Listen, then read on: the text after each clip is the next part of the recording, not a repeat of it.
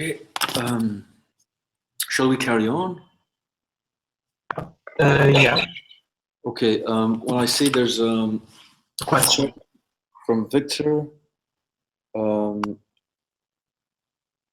Okay, I'll read this out. How does Althusser's account of history remain Marxist? The references and the idiom are from the Marxist tradition, but political economy becomes completely dissolved in culture, and all that remains are domination and historical breaks. This sounds much more like Foucault than like Marx. Okay.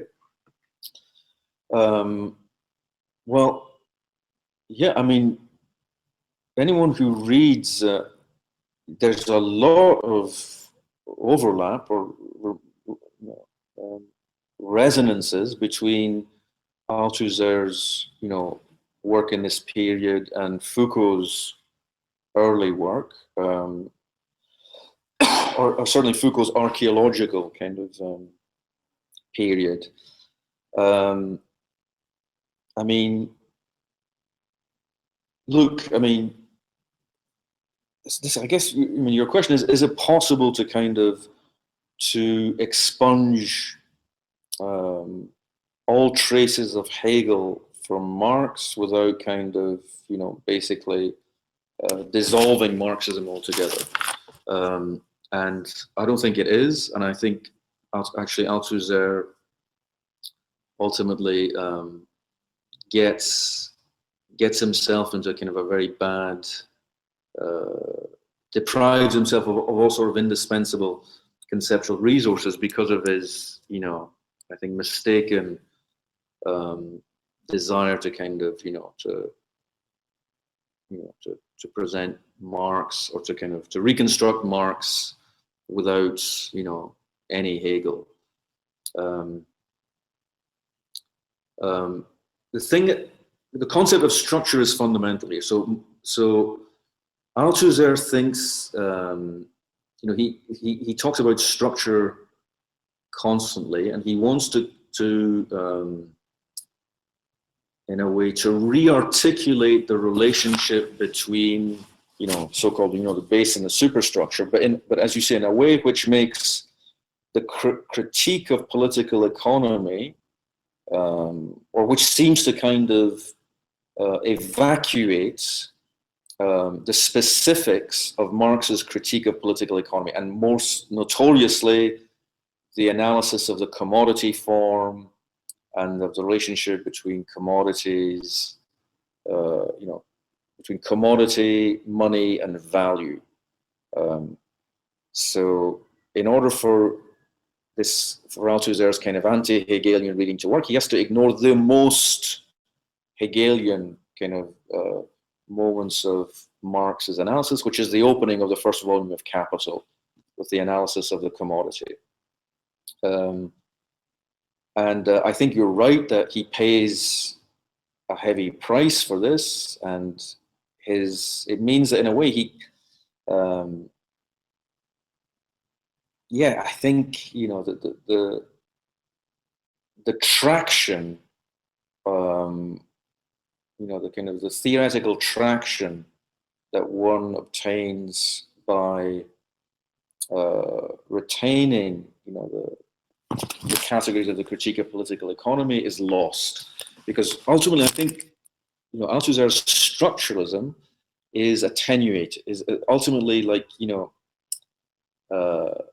he just doesn't, he relies on a model of structure which is partly inspired by linguistics, but in a way also kind of disavows its debt to linguistic structures, and precisely because it claims to be materialist. So I think Althusser's notion of structure is fatally equivocal between, a kind of a linguistic paradigm, which it disavows, and a kind of a socioeconomic content, which it can never properly articulate. So I think that the notion of structure that Althusser is working with, and I think in reading Capital, I think it's, despite his best efforts, he can't really substantiate the different, the different components or the different strata of the historical structures that he's talking about. So, I mean, you'll see, I don't have time to go through it, but, in the excerpt from Reading Capital on the handout, from part 4, he talks a lot about, here he goes. In number 22, he says, Marx has to construct the concept of the economic. And he says, to construct the concept of the economic is to define it rigorously as a level instance, a region of the structure of a mode of production. It is therefore to define its peculiar site, its extension, and its limits within that structure. And then he goes on, there's no correct division and therefore no correct articulation except on condition of possessing and therefore constructing its God. He talks a lot about constructing the concept of the economic and specifying its role within the structure, but he doesn't have the resources to do so because he doesn't want to talk about commodities, money, and value, or at least he just wants to kind of minimize the import of that of the relationship between those terms in Marx's analysis. So I think that he ends up with this completely attenuated notion of the economic, and he ends up with again, ultimately the whole kind of the whole value theoretical account drops out, and you end up with a kind of an insistence on structural causality, where structural causality, this is page 11 on the handout now. So structural causality is the causality of the totality. It's the causality of the totality vis-a-vis the components or the moments of the totality. And I think, just to, in a way, by discussing this, we can return to Victor's question and, in a way, discuss it more. But Althusser then spends, a lot, the remainders of his energies having, he has a formalist conception of structure, which means that he can't really, I think, properly articulate the relationships between the moments of structure. So there's no engagement, or at least to the best of my knowledge, there's no engagement with the kind of the logic of valorization, except that we've spent a lot of time discussing, and he simply then sketches what he thinks is the contrast between two different paradigms of causality.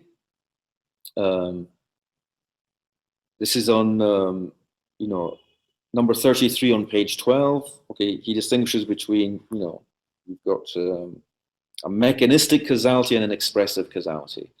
So he writes in number 33, classical philosophy, the existing theoretical, had two and only two systems of concepts with which to think effectivity.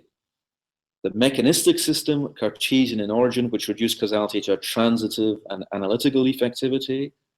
It could not be made to think the effectivity of a whole on its elements, except at the cost of extraordinary distortions, such as those in Descartes' psychology and biology.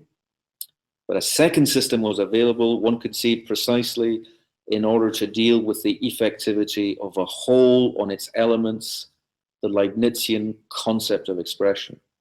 This is the model that dominates all Hegel's thought, but it presupposes in principle that the whole in question be reducible to an inner essence, of which the elements of the whole are then no more than the phenomenal forms of expression, the inner principle of the essence being present at each point in the whole, such that at each moment it is possible to write the immediately adequate equation, such and such an element, economic, political, legal, literary, religious, etc. in Hegel, equals the inner essence of the whole.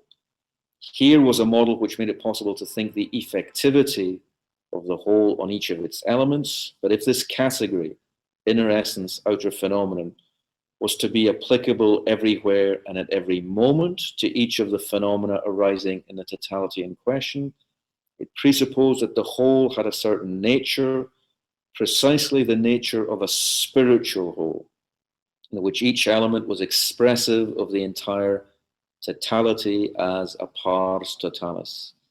In other words, Leibniz and Hegel did have a category for the effectivity of the whole on its elements or parts, but on the absolute condition that the whole was not a structure.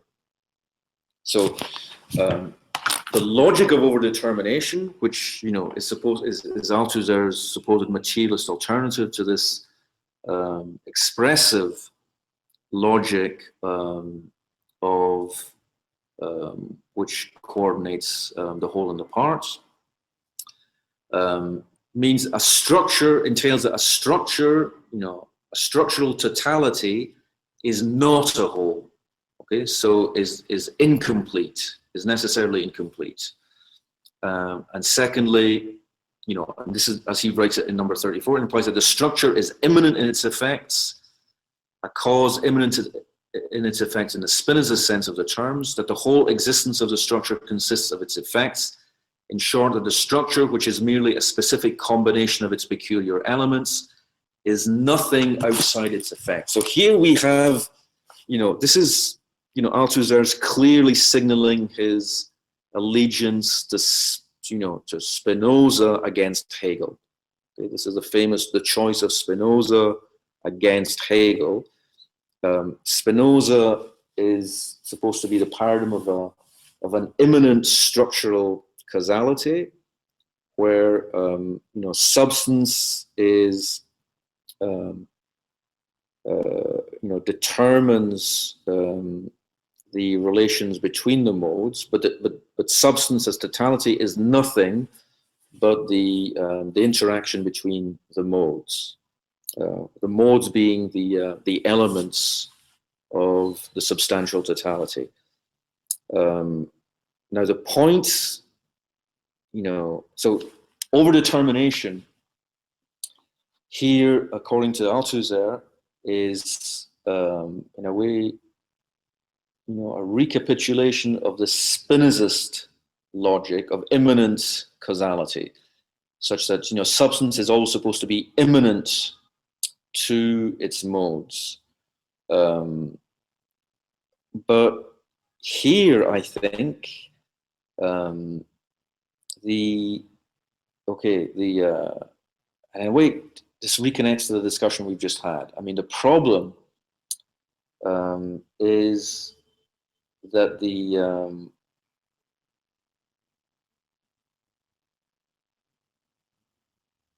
problem of the individuation of modes, the relationship between this infinite totality, this infinite substantial totality, and its finite moments, its finite components, the modes, is under elucidated in Spinoza, and this is part of Hegel's critique of Spinoza, because it's not clear why an infinite totality is finitely differentiated into discretely individuated modes. And I think a lot of the effort of French Spinozism is to come up with a logic of individuation which explains how modal differences are articulated, and you see this in Deleuze. In a way, Deleuze, not only in his book on Spinoza but in his own work as well, he's trying to kind of as he puts it, flatten substance upon the modes, and come up with a logic of difference that will explain how substance is nothing substance does not transcend its modal composition, but the logic of modal composition is non-dialectical. It's the logic of intensive difference, intensive differentiation.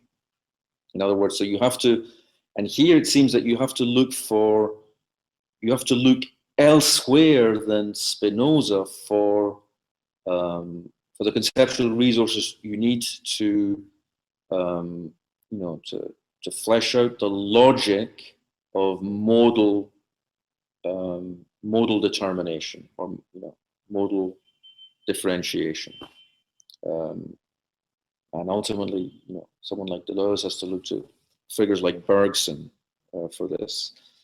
But Althusser's account, again, Althusser's account doesn't really proceed beyond this kind of basically claiming, contrasting this, what he claims is Hegel's expressive paradigm with this Spinozist paradigm that he's espousing, and then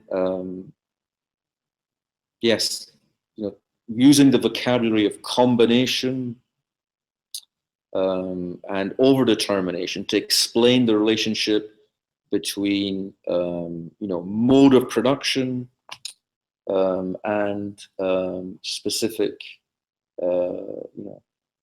superstructural elements. And then finally,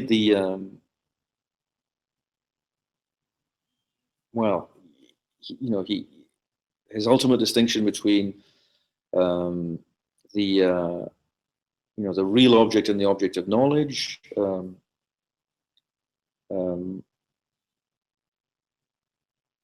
He writes, and this is number 36, if the inside is the concept, the outside can only be the specification of the concept, exactly as the effects of the structure of the whole can only be the existence of the structure itself. So in other words, once again, he's relying on this account of, this expressivist account of, Hegelian idealism, to say that in his, according to this Spinozist law, there's no inside, so substance does not externalize itself in the mode, it's entirely immanent to the mode, it's nothing but its modal articulation. Or in number 37, it's clear that this language itself revokes the distinction between inside and outside and substitutes for it the distinction between the concept and the real, or between the object of knowledge and the real object. But the real object for Althusser is, the mode of production, the mode of production and the relations of production. And the paradox of Althusser's account is that he insists on the difference between the, what he calls the object of knowledge, which is, if you remember our session from a few weeks ago when we were talking about the Grundrisse, this is what Marx called the concrete in thought. Okay, the task of Marxist theory is to, its object is, the capitalist totality. It has to construct the concept of this object in thought through theory. So it has to construct the concrete in thought, which corresponds to, the concrete in reality, or the real concrete. But the problem, I think, in Althusser's account is that the articulations, despite his insistence on, the absolute difference between, or the irreducibility of the real object to the object of knowledge, it turns out that the real object is modeled on the object of knowledge. Everything that Althusser says about the capitalist totality, about the relationship between productive forces and relations, between the base and the superstructure, is simply, there seems to be a complete homology between the structure of the object of knowledge, the structure of the concrete in thought, and the structure of the concrete in reality. which is why I think ultimately it collapses back into idealism. His whole account collapses back into idealism, because the distinction between concrete in thoughts or object of knowledge and concrete in reality or real object is not a real difference. I mean, he can't specify the nature of this difference, except to constantly invoke practice. But the problem is that there is, because there is no subject of practice, if the real object is the social totality as a system of practices, then this system of practices implies some kind of subject, not a social subject. But this is precisely what Althusser, I think, doesn't want to talk about, because he thinks that this is a kind of a residual humanism, or this would kind of, because of his insistence on the what he calls the epistemic break between the young Marx of the economic and philosophical manuscripts and the mature Marx of Capital. There's no continuity, so therefore the whole emphasis on practice and the way in which the whole analysis of the relationship between productive forces and relations in a way is anchored in an account of social praxis, in a way drops out of Althusser's account, despite the constant reiteration of the concept of practice. Althusser talks constantly about practice, but the concept, but in a way he models the concept of practice on the concept of production.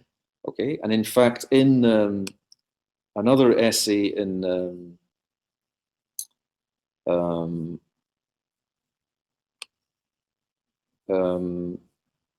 for Marx, which is called On the Materialist Dialectic, okay, he tries to give a definition of practice, but this definition is completely, he claims that practice is production, okay?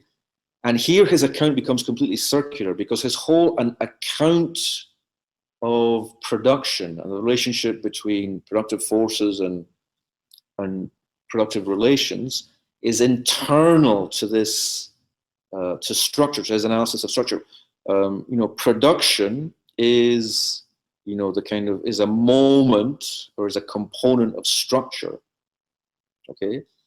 But then by modeling his account of practice on his account of production within a structure, that means that every practice is already inscribed within a structure.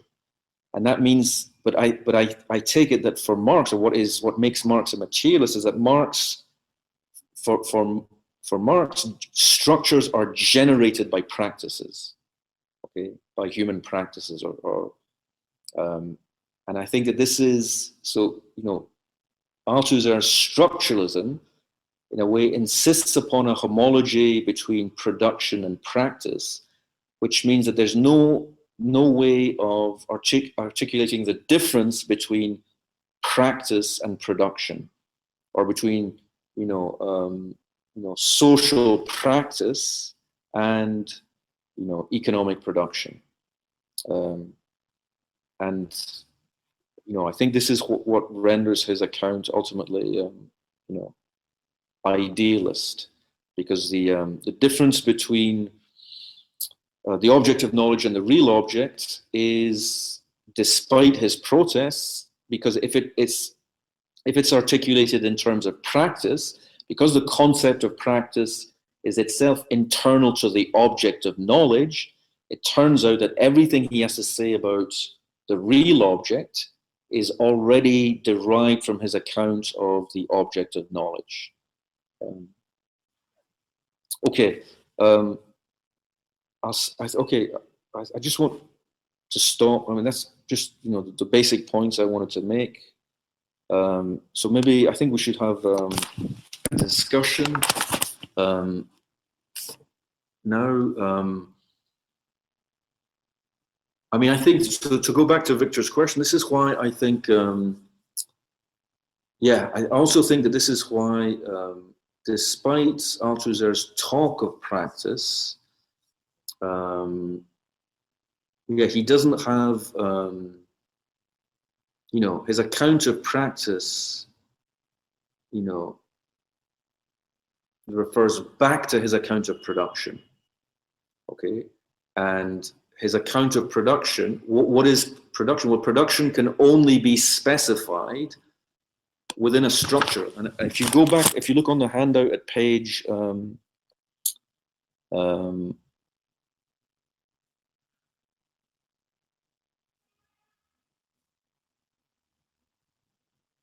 yes, on pages 10,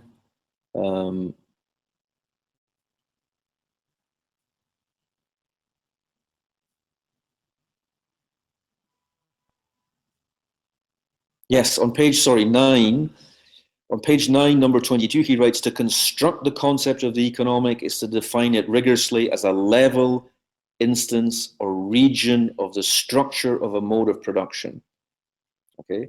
And then again, you know, then he'll say, you know, in number 24, the structure of the relations of production determines the places and functions occupied and adopted by the agents of production. Or then again, on number 27, on page 11, he writes, to define economic phenomena by their concept is to define them by the concept of this complexity, by the concept of the global structure of the mode of production, insofar as it determines the regional structure which constitutes as economic objects and determines the phenomena of this defined region, located in a defined site in the structure of the whole. Basically, he doesn't, his account is formalistic. I think it's punitively formalistic. He defines, you know, he defines the economic in terms of the mode of production, and he defines the mode of production in terms of its, you know, function within a structure. But he never kind of breaks out of the circle to give, you know, an account of, you know, to anchor structure in, for instance, the logic of value, as you know, explained by Marx, or relationship between commodities and money. And I think so. And so I think this is why, you know, his account ends up being cute. You know, it has, it's a striking, when one reads Althusser, you know, it's both, you know, extraordinarily kind of elegant, but also it has a kind of, ultimately, it remains formal, okay? It remains formal. All the distinctions he makes are formal differences. And they lack, you know, they kind of, they don't have substantial content.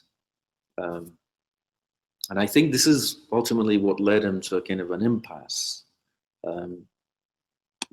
So what aspects of Althusser's position do you think are worthy of being preserved? I think there's a couple of things to say here. One, it's important to remember, you know, there's a historical reason why he rails against Hegelianism, okay?